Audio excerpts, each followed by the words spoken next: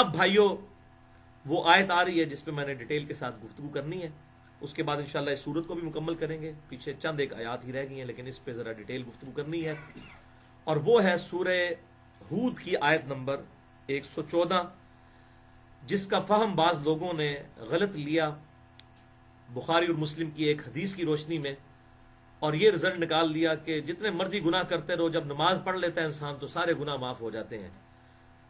اگر کالجز یا یونیورسٹیز کی لڑکے لڑکیاں آپس میں کوئی ڈیٹس کہیں پہ مار لیں تو خیر ہے، یہ تو چھوٹا سا گناہ ہے، نماز اگلی پڑھیں گے تو معاف ہو جائے گا، کیونکہ یہ اس طریقے سے معاملات کرنا ہے تو چھوٹے گناہ ہیں، انہوں نے کون سا اس میں ایک ایکسٹریم پوزیشن تک چلے گئے ہیں۔ تو وہ اس آیت اور اس سے متعلقہ جو بخاری اور مسلم کی حدیث ہے اس سے غلط رزلٹ نکالتے ہیں۔ میں چاہ رہا ہوں کہ اس فتنے کو بھی یہاں پر دفن کیا جائے۔ پہلے یہ آیت پڑھ لیں، سورہ ہود کی آیت نمبر 114، وَأَقِمِ الصَّلَاةَ طَرَفَيِ النَّهَارِ، اور اے محبوب صلی اللہ علیہ وسلم نماز کو قائم کرو دنوں کے دونوں سروں پر، یعنی صبح اور شام، وَزُلَفًا مِّنَ اللَّيْلِ، اور رات کے کچھ حصے میں بھی۔ اب یہ مکی صورت ہے، اس وقت تک 5 نمازیں اس طریقے سے ڈیٹیل کے ساتھ ایڈریس نہیں کی گئی تھیں۔ صبح و شام کی نوافل پڑھا کرتے تھے یا رات کو تہجد کی نماز پڑھا کرتے تھے آپ صلی اللہ علیہ وسلم اور آپ کے اصحاب۔ اور اگر اس کو آپ نمازوں کے کانٹیکسٹ میں بھی جنرلائز بھی کر لیں تو تب بھی صبح اور شام کی نمازیں، شام کی آپ نمازوں کو آپ سمجھ لیں کہ صبح کی نماز میں پھر آپ کو فجر اور ظہر اور عصر بھی دن کی نمازوں میں لینی ہوگی، اور یہاں سے مغرب اور عشاء لینی ہوگی۔ ان الحسنات یذہبن السیئات، بے شک نیکیاں مٹا دیتی ہیں گناہوں کو۔ جب کوئی شخص نماز پڑھے گا تو اس کے گناہ معاف ہو جائیں گے۔ ذالک ذکریٰ للذاکرین، اور یہ ہے نصیحت ان لوگوں کے لیے جو واقعی نصیحت قبول کرنا چاہیں، جو واقعی حق قبول کرنا چاہیں، اس میں ہے ان باتوں میں نصیحت ان لوگوں کے لیے۔ وَاصْبِرْ، اور اے محبوب صلی اللہ علیہ وسلم صبر کیجئے، فَإِنَّ اللَّهَ لَا يُضِيعُ أَجْرَ الْمُحْسِنِينَ، بے شک اللہ تبارک و تعالیٰ نیکوکاروں کے اجر کو کبھی ضائع نہیں کرتا۔ انسان بڑی کمٹمنٹ کے ساتھ اللہ تعالیٰ کی فرما برداری کرتا چلا جائے، اللہ تبارک و تعالیٰ کسی کے اعمال کو ضائع کرنے والا نہیں ہے، الحمدللہ۔ یہ بھائیو وہ آیت ہے جس کے کانٹیکسٹ میں ایک بخاری اور مسلم کی متفق علیہ حدیث ہے، وہ بھی میں بیان کروں گا، اور اس سے بعض لوگ غلط رزلٹ نکالتے ہیں۔ اس آیت کے کانٹیکسٹ میں جنت کے 8 دروازوں کی نسبت سے انشاءاللہ 8 صحیح الاسناد احادیث بیان کروں گا، اور ان میں سے 3-4 جو ہیں بخاری اور مسلم سے ہیں اور باقی کتابوں سے بھی ہیں، اور پھر انشاءاللہ تعالی جو باقی 5-6 آیات رہ گئی ہیں ان کو ہم کنکلوڈ کریں گے، تاکہ اگلی دفعہ ہم سورہ یوسف شروع کریں، جو قرآن پاک کی سب سے انٹرسٹنگ صورت ہے، یزار سیف والی صورت، یوسف علیہ السلام سے ریلیٹڈ۔ تو یہ 8 حدیثیں میں اس حوالے سے بیان کرتا ہوں۔ پہلی حدیث جو اسی آیت کے کانٹیکسٹ میں ہے، صحیح بخاری اور مسلم کی متفق علیہ حدیث ہے۔ صحیح بخاری میں انٹرنیشنل نمبر کے مطابق 4687، صحیح مسلم میں 7001 نمبر یہ حدیث ہے، اور صحیح مسلم کا جو طرق ہے 7004 نمبر، اس میں بڑی ڈیٹیل کے ساتھ یہ حدیث ہے۔ ایک صحابی آپ صلی اللہ علیہ وسلم کی خدمت میں حاضر ہوئے اور انہوں نے کہا، یا رسول اللہ صلی اللہ علیہ وسلم، آج مدینہ شہر کے کنارے پر میں نے ایک عورت کو گلے لگایا، نامحرم عورت کو، کسی اجنبی عورت کو، اور اس کے ساتھ میں نے خوب طبع آزمائی کی، صرف میں نے اس کے ساتھ انٹر کورس نہیں کیا، یعنی اس زواجی تعلق جو ہوتا ہے وہ قائم نہیں کیا، باقی میں نے سب کچھ اس کے ساتھ کیا ہے، تو اب مجھے بتائیے میرے لیے کیا سزا ہے۔ شریف النفس لوگ تھے، غلطی کر کے ان کو شرمندگی ہوتی تھی، اور گناہ پر شرمندگی ہی خود توبہ کی نشانی ہے۔ تو آپ صلی اللہ علیہ وسلم کے سامنے جب اس نے یہ بات کی تو سیدنا عمر جلالی طبیعت والے وہاں پر موجود تھے رضی اللہ تعالیٰ عنہ، انہوں نے کہا کہ بھائی جب اللہ نے تیرا پردہ رکھا تھا تو نے ضرور اپنا پردہ چاک کرنا تھا، توبہ طائب کر لیتا، لیکن آپ صلی اللہ علیہ وسلم خاموش رہے، یہاں تک کہ وہ شخص وہاں سے اٹھا اور چلا گیا۔ اور خاموشی آپ پر کیوں طاری ہوتی تھی؟ ایسے موقعوں پر آپ صلی اللہ علیہ وسلم وحی کا انتظار کرتے تھے۔ جب وہ چلا گیا تو پھر آپ صلی اللہ علیہ وسلم نے تھوڑی دیر بعد خاموشی اپنی توڑی اور فرمایا کہ وہ جو شخص یہاں پر سوال کرنے آیا تھا اس کو بلاؤ۔ تو ایک صحابی پیچھے سے گئے اور ان کو بلا کر لائے، آپ صلی اللہ علیہ وسلم کی خدمت میں حاضر ہوئے، تو پھر آپ صلی اللہ علیہ وسلم نے اس گناہ کے اعتبار سے توبہ کے لیے آپ صلی اللہ علیہ وسلم نے سورہ ہود کی یہ آیت مبارکہ تلاوت کی اور اس کو ایمفسائز کیا کہ تم نماز پڑھو، اللہ تعالیٰ تمہارے اس گناہ کو معاف کر دے گا. اور اس کے ثبوت میں آپ صلی اللہ علیہ وسلم نے یہی آیت تلاوت کی. اس سے یہ بات پتہ چلی کہ آپ صلی اللہ علیہ وسلم بھی اپنی بات کی دلیل میں کتاب اللہ سے آیت پیش کیا کرتے تھے. یہ امت کی تعلیم کے لیے بھی ہے، ورنہ آپ کا اکیلا فرما دینا بھی کافی تھا، لیکن آپ صلی اللہ علیہ وسلم نے بات ارشاد فرمائی تو ساتھ ہی آپ صلی اللہ علیہ وآلہ وسلم نے آیت مبارکہ سورہ ہود کی آیت نمبر 114 تلاوت فرمائی. وہی آیت وَأَقِمِ الصَّلَاةَ طَرَفَيِ النَّهَارِ وَزُلَفًا مِنَ اللَّيْلِ، نماز کو قائم رکھو دن کے دونوں کناروں پر اور رات کے حصے میں. ان الحسنات یذہبن السیئات، بے شک نیکیاں جو ہیں یہ گناہوں کو مٹا دیتی ہیں. ذالک ذکری للذاکرین، اور اس قرآن میں ہے نصیحت ان کے لیے جو واقعی نصیحت قبول کرنا چاہیں. جس کی نیت ہی نہیں اٹھنے کی اور آنکھیں بند کر کے لیٹا ہے، آپ اس کو لاکھ اٹھائیں وہ کبھی نہیں اٹھنے والا. اور جو واقعی اٹھنا چاہتا ہے اور آخرت کی کامیابی حاصل کرنا چاہتا ہے تو آپ جب اس کو اٹھائیں گے تو اٹھ جائے گا. تو یہ وہ حدیث تھی. اب اس حدیث کا سہارا لیتے ہوئے بعض لوگ غلط رزلٹ نکالتے ہیں. اچھا، اس حدیث میں آگے الفاظ پھر بخاری اور مسلم کے یہ ہیں کہ جب اس صحابی کو آپ صلی اللہ علیہ وسلم نے یہ طریقہ تعلیم فرمایا کہ نماز پڑھ تیرا گناہ معاف ہو جائے گا، تو باقی بھی سمجھدار صحابہ تھے، انہوں نے کہا یا رسول اللہ یہ صرف اسی کے لیے ہے خاص، یا اگر کوئی بھی امت میں گناہ کر بیٹھے تو اس کے لیے بھی ہے؟ تو آپ صلی اللہ علیہ وسلم نے فرمایا یہ حکم عام ہے، جس شخص سے بھی گناہ ہو جائے تو نماز اس کے گناہوں کو جو ہے وہ مٹا دے گی. یہ اتنی بڑی نیکی ہے. بہرحال اس حوالے سے لوگ کہتے ہیں کہ جس سے یہ بات ثابت ہوئی، چونکہ نیک اعمال جو ہیں یہ تو صحیح ہے، بخاری اور مسلم کی کتنی حدیث اس پر گواہ ہے، اس میں سے ایک صحیح مسلم کی میں حدیث بھی بیان کر دوں گا اور بخاری اور مسلم کی ایک متفق علیہ حدیث بھی آگے چل کر بیان کروں گا کہ واقعی نیک اعمال جو ہیں گناہوں کو مٹا دیتے ہیں، لیکن صرف صغیرہ گناہوں کو، کبیرہ کو معاف نہیں کیا جاتا جب تک کہ سچی توبہ نہ کر لی جائے. تو کہتے ہیں دیکھیں جناب، اس کے اندر تو کہا گیا نماز پڑھو تمہارے گناہ معاف ہو جائیں گے، اس کا مطلب ہے کہ اگر کسی اجنبی یا نامحرم عورت کے ساتھ انٹر کورس نہ کیا جائے، وہ تعلق ایکسٹریم قائم نہ کیا جائے، اس کے علاوہ جو مرضی کر لیں، بوسو کنار کر لیں، گلے لگا لیں، جو مرضی کریں، کوئی لڑکا جا کے ڈیٹ مار لے، معاف ہو جائے گا، نماز پڑھ لے. یعنی زور سے پہلے ڈیٹ مارے، اس کے بعد زور کی نماز پڑھے تو معاف، زور کے بعد کسی اور کے ساتھ کرے تو اثر پڑھے تو وہ بھی معاف، اثر کے بعد کسی اور کے ساتھ کرے تو مغرب پڑھے تو وہ بھی معاف. وہ اس سے رزلٹ نکالتے ہیں. تو آن دا فیس آف آرگومنٹ تو بظاہر یہ ان کی دلیل صحیح لگتی ہے، لیکن یہ ان کی دلیل ٹھیک نہیں ہے، کیونکہ کوئی شخص معافی کی امید پر جان بوجھ کر کسی چھوٹے گناہ پر بھی استقامت اختیار کرے تو بذات خود یہ اس کا عمل ہی بغاوت پر مبنی ہے اور یہ خود گناہ کبیرہ ہے. آپ اللہ تبارک و تعالیٰ کی اس کتاب کے مزاج کو سمجھیں کہ اللہ تعالیٰ کیسا انسان، اللہ کو کیسا انسان مطلوب ہے. ایسا انسان کہ جو بار بار گناہ کرنے پر جو ہے وہ توبہ کی امید کے اوپر جان بوجھ کر گناہ کرے. کیا اللہ تعالیٰ یہ چاہتا ہے؟ قطعاً نہیں چاہتا. ورنہ یہ کتابوں کا مقدمہ، پیغمبروں کا مقدمہ ہی اسی بات پر قائم ہے کہ آپ نے اپنی پوری کوشش کرنی ہے کہ گناہ سے بچیں، اس کے باوجود اگر ہو جائے پھر اللہ کی طرف رجوع لائیں. تو وہ کہتے ہیں جی یہاں پر چونکہ اس نماز سے گناہ معاف ہو گئے تو بھائی نماز سے پہلے ہی اس نے اس گناہ کبیرہ سے توبہ بھی کی ہے، شرمندہ تھا نا، تبھی تو آپ کے پاس آیا یا رسول اللہ مجھے پاک کر دیجئے، مجھ پر حد جاری کیجئے، جو میرا جرم ہے مجھے سزا دیجئے. تو شرمندگی خود بخود توبہ ہے، توبہ اس نے پہلے کی ہے اور بعد میں اس کی تسلی کے لیے بات آئی کہ اگلے نیک اعمال بھی کرو گے تو بالکل کلین واش ہو جاؤ گے. اس حوالے سے یہ بالکل غلط رزلٹ ہے. یہ تو بالکل اس طریقے سے ہے کہ کوئی شخص سورہ نساء میں 2 دفعہ یہ آیت آئی، آیت نمبر 48 اور آیت نمبر 116. بسم اللہ الرحمن الرحیم. ان اللہ لا یغفر ان یشرک بہ ویغفر ما دون ذلک لمن یشاء. بے شک اللہ تعالیٰ قیامت والے دن کوئی شخص اس حال میں پیش ہوا کہ اس نے دنیا میں شرک کے بغیر توبہ کے شرک کے ساتھ مرا، شرک کی حالت میں، اس حال میں قیامت والے دن اللہ کے حضور پیش ہوا تو اللہ تعالیٰ اس گناہ کو کبھی معاف نہیں کرے گا. دنیا میں معاف کر دے گا.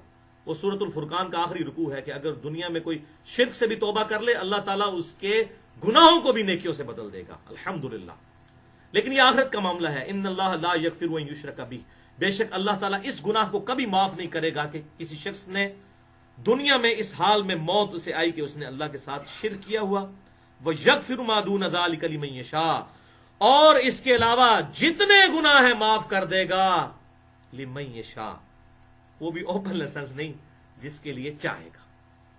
چاہے تو ایک گناہ پہ بھی پکڑ سکتا ہے. سورہ نساء میں آیا نا کہ اگر کسی شخص نے ایک گناہ کیا اور اس گناہ نے اسے جو ہے وہ گھیر لیا تو اس کا بیڑا غرق ہو گیا.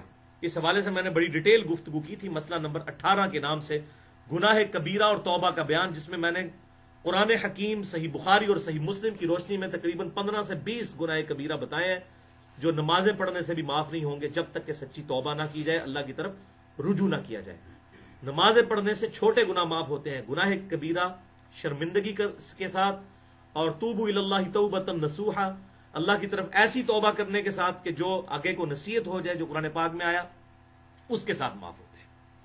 تو یہ بالکل غلط رزلٹ ہے. اس کی بنیاد پہ کوئی شخص کہے جی خیر ہے اللہ نے شرک کے علاوہ تو سارے گناہ معاف کر دینا ہے، لہٰذا نماز پڑھنے کی بھی ضرورت نہیں، رزق بھی حرام کھاتے جاؤ، روزہ بھی رکھنے کی ضرورت نہیں، اللہ چاہے گا تو معاف کر دے گا. لیکن اس میں اوپن لائسنس نہیں، لمن یشاء، جس کے لیے چاہے گا. نہیں چاہے گا پکڑ لے گا، اس کو تو کوئی نہیں پوچھ سکتا. سورۃ الانبیاء کی وہ آیت یاد کر لیں کہ اللہ تبارک و تعالیٰ کو کوئی نہیں پوچھ سکتا جو وہ کرتا ہے، اور اللہ کے علاوہ ہر ہستی کو پوچھا جا سکتا ہے کہ اس نے یہ کیوں کیا. جو میں نے مسئلہ تقدیر والے لیکچر میں یہ آیت بار بار اسی پہ میں نے کنکلوڈ کیا تھا، مسئلہ تقدیر. تو یہ بالکل غلط رزلٹ اس حوالے سے نکالا جاتا ہے. اور آج کل اس ماڈرن دور کے اندر جو یہ آزمائش انٹرنیٹ کی شکل میں اور موبائل فونز کی شکل میں، اور یہ جو بڑے بڑے بینرز بےہودہ عورتوں کے یہ موبائل کمپنیوں نے چوراہوں پر لگا دیے ہیں، میں یہ کہتا ہوں یہ اتنی بڑی بے حیائی کا طوفان بدتمیزی ہے کہ اتنی بڑی آزمائش ہے تو صحابہ اکرام کو بھی گزرنا نہیں پڑا. ان پر اور آزمائش آئی قتال کے حوالے سے، لیکن جو بے حیائی کا جو طوفان بدتمیزی جس طریقے سے اس وقت امت کو آزمایا جا رہا ہے، اس کا تو عشر اشیر بھی صحابہ کو نہیں آزمائش میں ڈالا گیا. اس زمانے میں کون اس طریقے سے بڑے بڑے پوسٹر یا گھر تک جو ہے وہ ایسے معاملات پہنچ جاتے ہوں گے. عورتیں بھی تھی تو وہ بھی پردے کے اندر نکلتی تھی. اتنی بڑی آزمائش امت پہ آ پڑی ہے. اور خصوصاً ہمارا جو ماڈرن پڑھا لکھا طبقہ ہے، اور کیا دیندار اور کیا بے دین لوگ، سب کی یہ حالت ہے کہ وہ منگیتر میں اور منکوحہ میں فرق ہی نہیں کرتے. یہ دو ٹرم سمجھ لیں. منگیتر تو یہ ہے کہ کہیں پر آپ کی بات چلی اور رشتہ طے پایا، لیکن جب تک نکاح نہیں ہو جاتا جو آفیشل بانڈ ہے اللہ تعالیٰ کی طرف سے، اس وقت تک وہ دونوں نامحرم ہیں. صرف بات طے ہو جانے سے یا منگیتر بن جانے سے محرم نہیں بن جائیں گے جب تک نکاح نہیں ہوگا، کیونکہ آفیشل بانڈنگ تو نکاح ہے. اور نکاح کے بعد بھی بس اس معاملے میں اس حد تک ہی آگے بڑھا جا سکتا ہے کہ کوئی فزیکلی علیحدگی کے اندر کوئی معاملہ نہ ہو. کل کو کوئی پھوٹ پڑ گئی اور کوئی ایسا ویسا مسئلہ ہو گیا، کوئی کیس بن گیا، تو کوئی بے حیائی کی تہمت لگ گئی تو اور سے اور معاملہ بگڑ جاتا ہے. اور ایسے واقعات دیکھنے میں آئے ہیں. لہذا جب تک رخصتی نہ ہوئی ہو، چاہے کوئی میاں بیوی بھی ہیں، نکاح کے بانڈ میں بھی ہیں، تب بھی وہ علیحدہ میں ملاقات نہ کریں جب تک آفیشل رخصتی نہ ہوئی ہو. ویسے ملنے میں کوئی حرج نہیں، منگیتر نہ ہو، منکوہ ہو تو اس میں کوئی حرج نہیں ہے. اچھا بھائیو، اس حوالے سے اللہ تبارک و تعالیٰ نے قرآن حکیم میں غض بصر جو ہے، یہ عربی کی ٹرم ہے، غین ضاد با صا را، غض بصر کہتے ہیں نگاہوں کو نیچا رکھنا. اس پر سورہ نور کے اندر بڑا زور ہے، اور سب سے پہلے غض بصر کا حکم اللہ تعالیٰ نے مردوں کو دیا ہے. سورہ النور کے اندر اے محبوب صلی اللہ علیہ وسلم مومن مردوں سے کہو کہ اپنی نگاہیں نیچی رکھیں اور اپنی شرمگاہوں کی حفاظت کریں. پہلے مرد کا پردہ بیان ہوا ہے، نگاہیں نیچی رکھیں، یعنی ادھر ادھر نگاہ اٹھا کے نہیں، بس اتنی نیچی رکھیں کہ آپ کو راستہ نظر آ رہا ہے. یہ بیجا نگاہ کو اٹھانا یہ پھر انسان کو برائی میں مبتلا کر دیتا ہے. اور پھر اس کے بعد سورہ نور میں ہی آگے آیا کہ اے نبی صلی اللہ علیہ وسلم مومنین عورتوں کو حکم دیں کہ وہ بھی اپنی نگاہیں نیچی رکھیں اور اپنی شرمگاہوں کی حفاظت کریں. اور پھر عورتوں کے حوالے سے جس طرح ڈیٹیل احکامات سورۃ الاحزاب کے اندر آئے، سورہ النور کے اندر آئے، انشاءاللہ کبھی موقع ملا تو 1-1.5 گھنٹے کا علیحدہ سے ٹاپک ہے. یہاں تک آیا قرآن حکیم کے اندر، سورہ نور کے اندر اور سورہ الاحزاب کے اندر، کہ عورت کے زیور کی چھنکار بھی گھر سے باہر نہ سنائی دے. یہاں مولوی اس معاملے میں لڑ رہے ہیں کہ چہرے کا پردہ ہے یا نہیں ہے. خدا کے لیے بھائی قرآن کے مزاج کو سمجھو، اللہ کے مزاج کو سمجھو. جو قرآن ہمیں یہ حکم دیتا ہے کہ عورت کے زیور کی چھنکار بھی گھر سے باہر نہ سنائی دے، وہ عورت کو یہ اجازت دے گا کہ وہ چہرہ کھول کے باہر پھرے؟ اور پھر وہ شیخ البانی نے کتاب لکھی، اسی کو ڈاکٹر ذاکر نے کاپی کیا، اور پھر ڈاکٹر ذاکر نائک کی اسلام کے لیے خدمات اپنی جگہ، لیکن اس نے ایک فتنوں کا دروازہ کھول دیا جی عورت کے چہرے کا پردہ ضروری نہیں ہے، چہرہ چونکہ وہ اس میں داخل ہی نہیں ہے زینت کے اندر۔ وہ لوگ کہتے ہیں چہرہ زینت میں داخل ہی نہیں ہے۔ ان سے پوچھو جب آپ لوگوں کی شادیاں ہوتی ہیں تو بغیر چہرہ دیکھے پسند کرتے ہیں؟ چہرہ اگر زینت نہیں تو باقی اور کون سی چیز زینت ہے؟ وہ کہتے ہیں وہ جو کہا گیا نا کہ زیور کی چھنکار باہر نہ سنائی دے، تو چونکہ زیور جو ہے وہ زینت کی چیز ہے تو زینت کا پردہ ہے۔ خدا کے لیے بھئی زیور زینت ہے تو قرآن کے مزاج کو سمجھیں۔ اگر قرآن زیور کو زینت کہہ رہا ہے تو چہرے کو نہیں کہے گا؟ چہرہ تو بدرجہ اولا زینت ہے۔ اور یہ ایسی بات ہے کہ راکٹ سائنس نہیں، وہ آپ کسی ایک موچی سے بھی پوچھ لیں وہ بھی سمجھا دے گا۔ مولوی کو سمجھنا ہے علیحدہ بات ہے، کسی ڈاکٹر انجینئر کو سمجھنا ہے ضد اور ہٹ درمی کی وجہ سے وہ علیحدہ بات ہے، لیکن ایک عام ان پڑھ جاہل آدمی بھی اپنی انسٹنکٹ کی وجہ سے سمجھا دے گا۔ جو صحیح مسلم میں حدیث ہے، گناہ وہ جو تیرے دل میں کھٹکے اور تو اس بات سے آر محسوس کرے کہ لوگ اس پر مطلع ہو جائیں، وہ تیرے دل میں، دل کے اندر جو مفتی بیٹھا ہے وہ تجھے خود بتائے گا کہ یہ معاملہ غلط ہے، یہ صحیح ہے۔ انشاءاللہ کبھی موقع ملا، یہ بھی ادھار ہے، چہرے کے پردے کے اوپر بھی میری گفتگو رہتی ہے۔ بل اس حوالے سے باقی ہم 7 حدیثیں یہاں پر کور کر لیں۔ دوسری حدیث ہے سنن نسائی الکبریٰ کے اندر صحیح سند کے ساتھ کہ آپ صلی اللہ علیہ وسلم نے ارشاد فرمایا، کوئی 2 مرد اور عورت کبھی خلوت اختیار نہ کریں ورنہ اس خلوت میں تیسرا شیطان داخل ہو جاتا ہے۔ اجنبی مرد و عورت خلوت نہیں اختیار کر سکتے۔ تیسری حدیث سنن نسائی کے اندر موجود ہے صحیح سند کے ساتھ، اور یہ حدیث تو کنکلوڈ کرنے والی ہے۔ اسلام کا مزاج، قرآن کا مزاج تو آپ نے سن لیا نا کہ زیور کی چھنکار باہر نہ سنائی دے۔ اب آپ صلی اللہ علیہ وسلم کا مزاج سن لیں۔ سنن نسائی کے اندر یہ حدیث صحیح سند کے ساتھ آپ صلی اللہ علیہ وسلم نے ارشاد فرمایا، جو عورت خوشبو لگا کر گھر سے باہر نکلتی ہے لوگوں کو اٹریکٹ کرنے کے لیے، تو ایسی عورت زانیہ ہے، اس نے زنا کیا۔ اچھا مجھے بتائیں، جو عورت خوشبو لگا کر گھر سے باہر نکلے وہ تو ہے زانیہ، اور جو چہرہ اور بال کھول کر باہر نکلے وہ زانیہ نہیں ہے؟ عقل کام کرتی بھائی آپ کی، مزاج کو سمجھیں۔ یہ تو اسی طریقے سے جو قرآن پاک میں ہے کہ ماں باپ کو اف تک مت کہو، تو کیا مطلب ہے کہ اف نہ کہو، گالی دے لو، بے شک مار بھی لو، تو کہا جائے گا نہیں بھائی اف کہنے سے جب منع کیا گیا تو یہ باقی چیزیں تو بہت بڑی ہیں۔ تو یہ جو سنن نسائی کی حدیث ہے کہ خوشبو لگا کے جو عورت گھر سے باہر نکلے تو وہ زانیہ ہے، اور جو چہرہ اور سر کے بال کھول کر نکلتی ہے اور دوپٹہ بھی لیا ہوا ہے تو صرف برکت کے لیے، سائیڈ پہ صرف بتانے کے لیے کہ میں مسلمان ہوں، سامنے بال اسی طریقے سے نکلے ہوئے ہیں، تو اس عورت کے اوپر فتویٰ نہیں، بدرجہ اولا اس کے اوپر یہ فتویٰ لگے گا۔ آپ صلی اللہ علیہ وسلم کا میرے ساتھ کسی کو لڑنے کی ضرورت نہیں ہے، آپ صلی اللہ علیہ وسلم نے اپنا مزاج بتا دیا۔ تو ریلیجن جو ہے وہ بالکل واضح ہے، کوئی شخص ماننا چاہے تو اس کے لیے ہدایت ہے، اب نہیں ماننا چاہتا کوئی شخص۔ اب ڈاکٹر ذاکر نائک بہت اسلام کے لیے ان کی خدمت ہے، میں ان کی بڑی عزت کرتا ہوں، لیکن اس معاملے میں انہوں نے ٹھوکر کھائی ہے، اور وہ شیخ البانی کو انہوں نے فالو کیا۔ حالانکہ شیخ البانی خود اپنے گھر والوں کو وہ چہرے کا بھی پردہ کرواتے تھے، لیکن وہ کتاب انہوں نے لکھ دی کہ چہرے کا پردہ ضروری نہیں ہے، تے اندھے نو کیا چاہیے 2 اکھاں، اندھے کو کیا چاہیے 2 آنکھیں۔ تو لوگوں کو تو بہانا چاہیے ریلیکسیشن کا۔ لوگ تو کہتے ہیں کوئی ایسا کوئی ریلیجن بتائیں کہ بس وہ ماڈریٹ سا ریلیجن ہو، اس پر ہم عمل کرنا ہے، باقی ہمارے گناہوں کا بوجھ جو ہے وہ ڈاکٹر ذاکر نائک اور شیخ البانی اٹھاتے رہیں گے۔ ہم تو کہہ دیں گے قیامت والے دن کے ڈاکٹر ذاکر نائک نے فتویٰ دیا تھا یا شیخ البانی نے فتویٰ دیا تھا، ہم تو اس کے اوپر چلیں گے۔ کتاب و سنت آپ نے بیان کرنا ہے تو آپ کرتے رہیں۔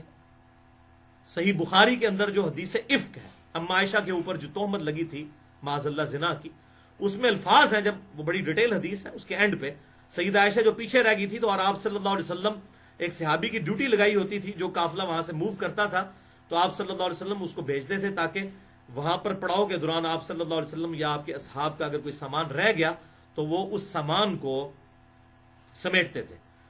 وہیں پر انہوں نے سیدہ عائشہ کو دیکھا، ظاہر ہے ان کا ہار گم گیا تھا، بڑی ڈیٹیل حدیث ہے بخاری اور مسلم کے اندر، تو سیدہ عائشہ وہاں پر بیٹھی ہوئی تھی اور ان کو اونگ آئی ہوئی تھی، اس کی وجہ سے ان کے چہرے سے وہ نقاب ہٹ گیا ہوا تھا۔ تو وہ صحابی جب وہاں پر گئے تو ان کی نگاہ ان کے چہرے پر پڑ گئی، اور اس صحابی کے الفاظ ہیں صحیح بخاری کے اندر کہ میں نے سیدہ عائشہ کو اس لیے پہچان لیا کہ میں نے آیات پردہ نازل ہونے سے پہلے عائشہ کو دیکھا ہوا تھا. اس کا کیا مطلب ہے؟ کہ آیات پردہ نازل ہونے کے بعد سیدہ عائشہ چہرے کا پردہ کرتی تھی. پھر اس کا بھی جواب دیتے ہیں نہیں وہ حضرت عائشہ کا تقوی تھا.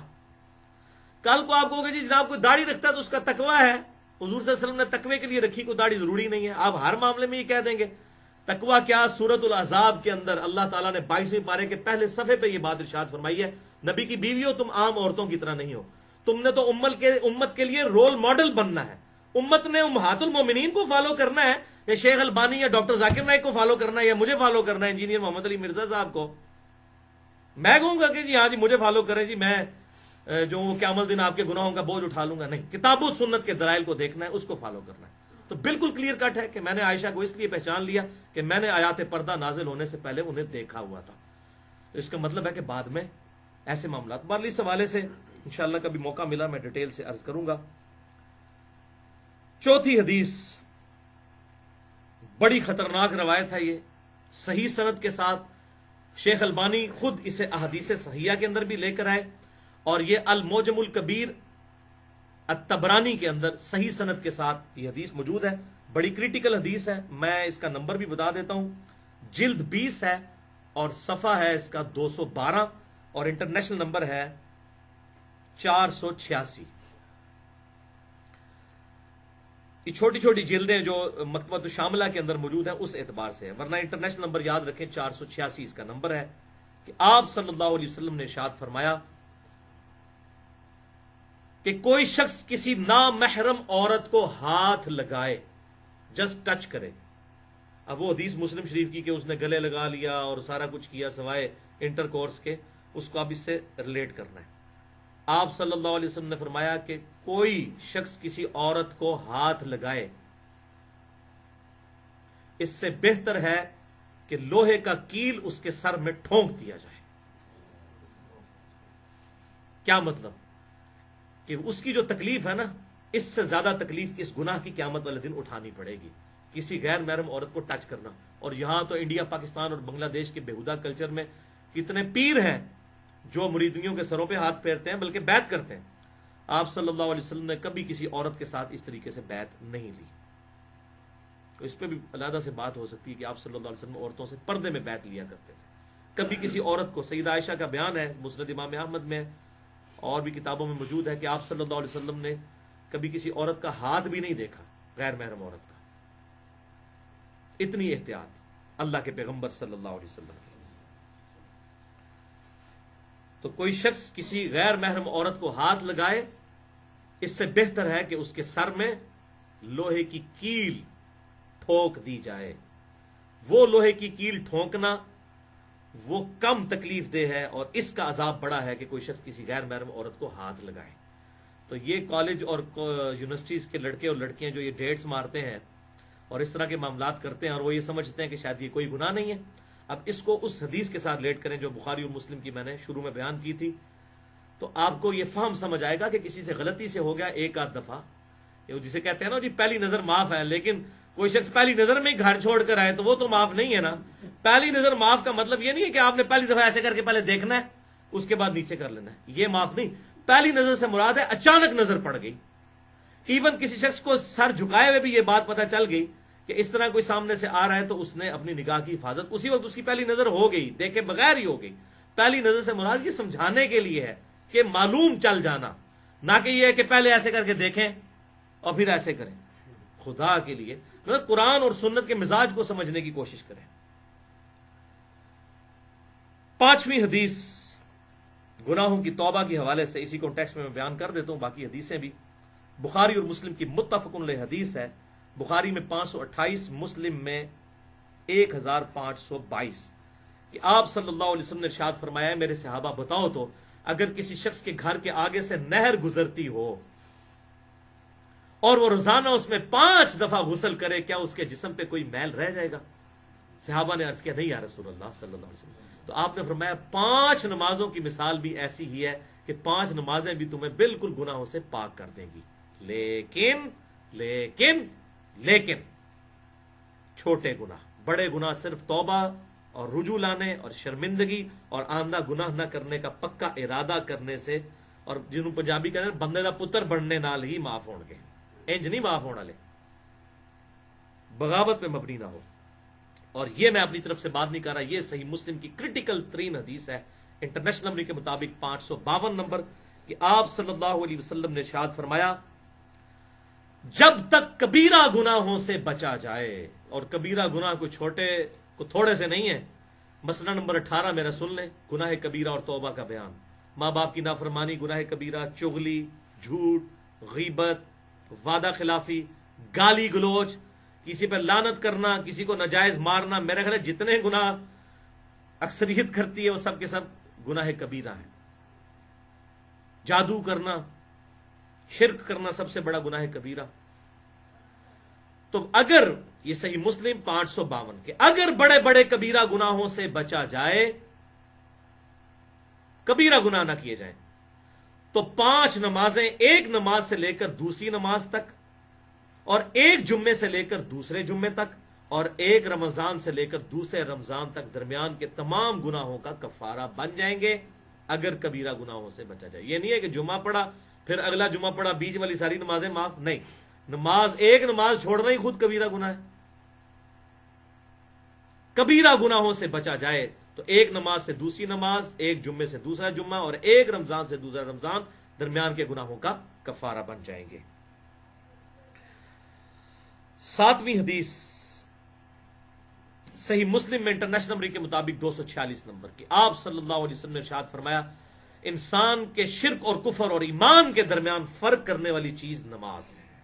یہ ہے فرق، یعنی اگر مومن ہے تو وہ نمازی ہوگا، باقی وہ عملاً تو وہ کافر ہی ہے، عقیدے میں ہم اس کا احترام کر کے اسے کلمہ گو اور ہونے کی وجہ سے مسلمان کہتے رہے، عملاً تو وہ کافر ہے، عقیدے میں مسلمان ہے، ہم اس کا احترام کرتے ہیں کلمے کا، ادروائز عملاً وہ کافر ہے۔ اور اس کے ثبوت میں جامعہ ترمذی میں انٹرنیشنل نمبر کے مطابق 2621، سنن نسائی میں 463 اور سنن ابن ماجہ میں 1079 نمبر حدیث ہے کہ آپ صلی اللہ علیہ وسلم نے ارشاد فرمایا کہ بندے کے شرک اور ایمان کے درمیان، کفر اور ایمان کے درمیان فرق نماز ہے۔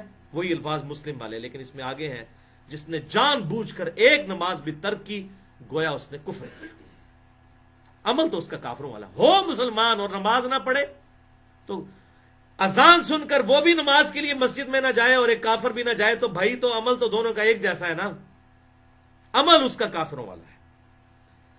اور اس حوالے سے بڑی ڈیٹیل احادیث ہے، مسند امام احمد میں، سنن نبی داؤد میں، آپ صلی اللہ علیہ وسلم نے ارشاد فرمایا کہ قیامت والے دن سب سے پہلا سوال نماز کے بارے میں ہوگا، اگر کسی کی نماز درست نکل آئی تو اس کے اگلے سوال آسان ہوتے چلے جائیں گے، اور اگر کسی کی نماز صحیح نہ نکلی تو اگلے سوالات مشکل در مشکل ہوتے چلے جائیں گے۔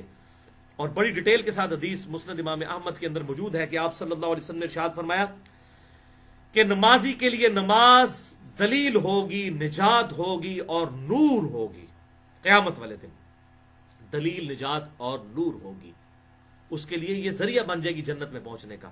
اور بے نمازی کے پاس نماز نہیں ہوگی تو اس کے لیے نہ کوئی دلیل ہوگی، نہ کوئی نجات ہوگی، نہ کوئی نور ہوگا پولیس رات کے اندھیرے پر چلنے کے لیے، الٹا اس کا حشر اللہ تعالیٰ فرعون، حامان اور امیہ ابن خلف کے ساتھ کرے گا، وَلِعَاذُ بِاللَّهِ تعالیٰ۔ کچھ بھی ہے یا اللہ تیرے محبوب کی امت سے ہے، بندے دا پتر اسی کوئی نہیں پڑھنا، نمازاں اسی کوئی نہیں پڑھنی ہے، کچھ بھی ہے اللہ تیرے محبوب کی امت سے ہے، اسی طریقے نہ لولے لنگڑا مسلمان سانو قبول کر لیں۔ یہ دیکھ لیں، یعنی اگر محبوب کی امت سے ہے تو محبوب کی یہ باتیں پسے پش ڈالی ہوئی ہیں، وَلِعَاذُ بِاللَّهِ تعالیٰ۔ یعنی یہ قرآن کا مقدمہ اور یہ جو میں احادیث سنا رہا ہوں، معاذ اللہ استغفر اللہ، کیا یہ باتیں ڈھونگ ہیں؟ ایسے معاملات نہیں ہونے والے، یہ دھمکیاں صرف لوگوں کو چسکا لینے کے لیے یہ چیزیں نہیں بھائیو، یہ معاملہ ہونے والا ہے اور بڑا سخت معاملہ ہونے والا ہے، جو سیدنا علی کا قول ہے رضی اللہ تعالیٰ عنہ کہ انسان سویا ہوا ہے، جب مرے گا تو جاگ اٹھے گا۔ اوہ یہ کیا ہوا؟ وقت گزرنے کا پتہ ہی نہیں چلا، انسان کو پتہ ہی نہیں چلے گا۔ واقعی انسان غفلت کی نیند سویا ہوا ہے، مرتے ہی آنکھ کھلے گی کہ بھئی یہاں تو وہ کرنسی نہیں چلنے والی، یہاں تو اعمال ہی کام آنے ہیں، اور اعمال ہوں گے تو انشاءاللہ اللہ کی رحمت اور آپ صلی اللہ علیہ وسلم کی شفاعت شامل حال ہوگی تو انشاءاللہ فائدہ ہوگا۔ جیسا دنیا میں بھی صرف رحمت سے کچھ نہیں ہوتا، رحمت کی بارش جتنی مرضی ہو، اگر کسی کسان نے بیج نہیں بویا اس کی فصل نہیں اگنے والی، ٹھیک ہے؟ تو جس نے اعمال کا بیج نہیں بویا، قیامت والے دن اللہ کی رحمت اور آپ صلی اللہ علیہ وسلم کی شفاعت کے اوپر اگر وہ ناجائز امید لگاتا ہے تو وہ تو پھر کتاب و سنت کے دلائل کے خلاف کو اپنی انٹرپریٹیشن، اپنی فلسفہ پیش کرے گا، والعیاذ باللہ تعالی۔